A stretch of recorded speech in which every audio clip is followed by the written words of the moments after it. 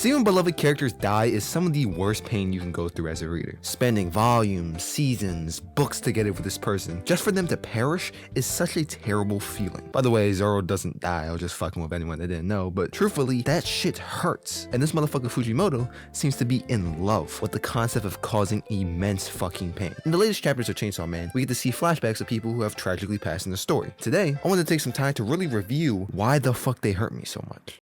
Sometimes a character doesn't really click with me until after a reread. Sometimes you just need some more context. That is definitely the case for Himeno, who resonated with me much more after going through the series again. One of the things that make Chainsaw Man so unique is in its contrast. It's a series with so much flair and style due to its insane action and ridiculous character personalities, but one of the fundamental building blocks for every character is their sense of normalcy and their desires and situations. Denji only wants quote-unquote vain thing. Aki wants to get revenge on the gun devil. Power wants whatever the fuck Power wants. And in each of these people's mind, the things they want fit under their sense of normal. Why people find Denji so endearing is because his dreams are the very definition of mundane, of normal, everyday ideas that we ourselves interact with. However, most of us cannot relate to a situation of being that poor or being that fucking horny. In my opinion, Himeno is a significantly more relatable and down-to-earth character. When we are first introduced to her, she gives off the vibes of a sleazy senpai whose subordinates are at the mercy of her constant mischief. However, she is also shown to harbor a deep affection for the people she loves. Aki is this brooding emo who always has this aloof demeanor on display, but he does have a delicate soft side. We'll get more into that later,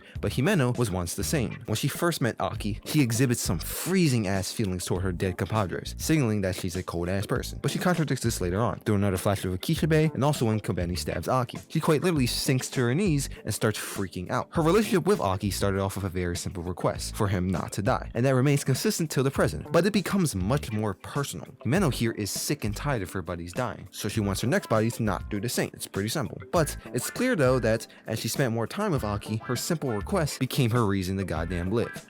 Himeno is not like other notable devil hunters for the simple reason that she's not fucking insane, and that's why I find her so damn relatable. She has one simple dream: to save Aki, to get her happy ending with him. There are no other extreme goals, it's just one simple desire to save one person, which makes her a lot like us. We can't relate to the extremely mundane goals of Denji or the near impossible thirst for revenge for Aki, but we can understand wanting someone we love to just survive. I love the dynamic between these two, because although there are romantic undertones behind Himeno's words, their relationship feels very organic. Oftentimes in shonen, two characters are thrown in a romance just for the sake of being in a romance. Here, Himeno and Aki, before being attracted to each other, just care for each other very deeply, to the point where it feels like a familial bond, which coincides with much of the story's themes. Another thing that goes with the story is this idea of killing off anyone remotely likable, which leads us to Himeno's ultimate sacrifice. The devastation Aki experiences puts a hole in my heart, a hole filled by the gorgeous sounds of a man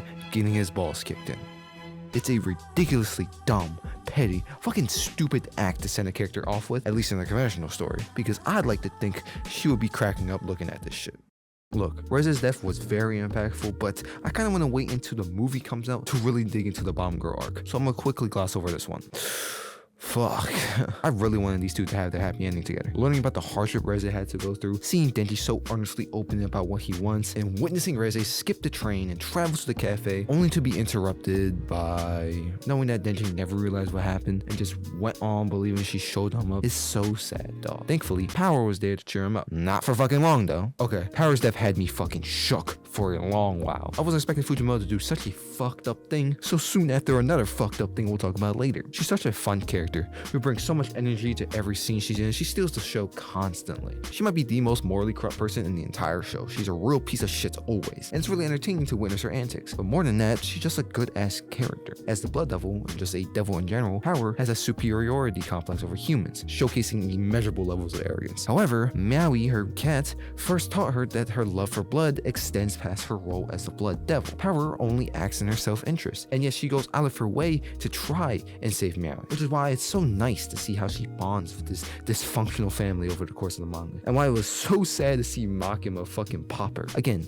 the ever-arrogant, bitchy Power takes time and energy to deliver a cake to Denji for his birthday because she now cares for him. She is able to resist the urge to mindlessly follow Maki's control, and even realizing what she did, she refuses to give in because to Power, Denji is someone irreplaceable. Even with her guts hanging out, her entire body in shambles, she still crawls toward that dumpster. There's an intimacy in their last conversation that really tugs on my fucking heartstrings. Denji's sentiments about being content, powers demand for him to find him again. And that last panel of Denji feels so touching. Like giving one big final salute to the character, bro. Alright, let's talk about Aki. Aki goes through such an interesting arc. He transforms from this bitter and cold man who's so preoccupied with revenge into someone who is willing to give up all of that for his loved ones, because eventually he really does see Denji and Power as that family, which makes it so much worse when Denji gets that knock on his door. There's a heartbreaking dichotomy in the way Aki's gun fiend form is depicted both as a snowball fight and a fucking mass murder. It's super compelling from a storytelling perspective. Fujimoto interweaves these shots of Aki innocently playing between shots of him destroying everything and everyone around him. Conversely, there are some action shots here